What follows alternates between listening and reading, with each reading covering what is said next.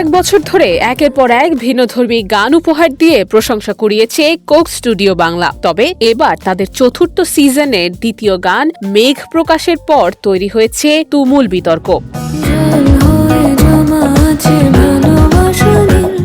বর্ষাকে কেন্দ্র করে নির্মিত গানটিতে কণ্ঠ দিয়েছেন মোহাম্মদ শোয়েব, মাশা ইসলাম ও মৌসুমী। সঙ্গীতায়োজন করেছেন সায়ন চৌধুরী অর্ণব। শাস্ত্রীয় সঙ্গীতের সঙ্গে আধুনিক সাউন্ডের মিশেলে তৈরি এই গানে শরণ দত্তের লেখার পাশাপাশি রবীন্দ্রনাথ ঠাকুরের বিখ্যাত কবিতা সোনার তরী নতুন সুরে ও হিপহপ ধর্মী উপস্থাপনায় তুলে ধরা হয়েছে।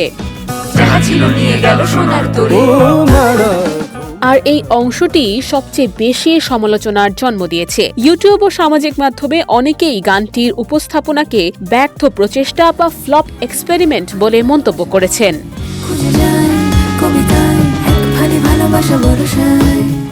সমালোচনায় যোগ দিয়েছেন লেখক আনিসুল হকও। ফেসবুকে তিনি লেখেন, যে কোনো নিরীক্ষা শিল্পীর অধিকার, সমালোচনা শ্রোতার অধিকার, কিন্তু সোনার তরীর এর চেয়ে খারাপ রূপ আর হতে পারত না। এক্সপেরিমেন্টের জন্য অভিনন্দন, করুণভাবে ফেল করার জন্য শোক, 10-এ -10।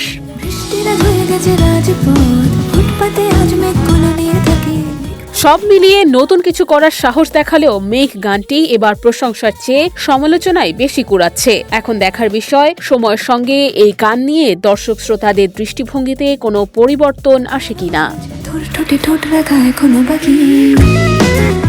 নুসরাত অনন্যা, ডেস্ক রিপোর্ট, এদিন।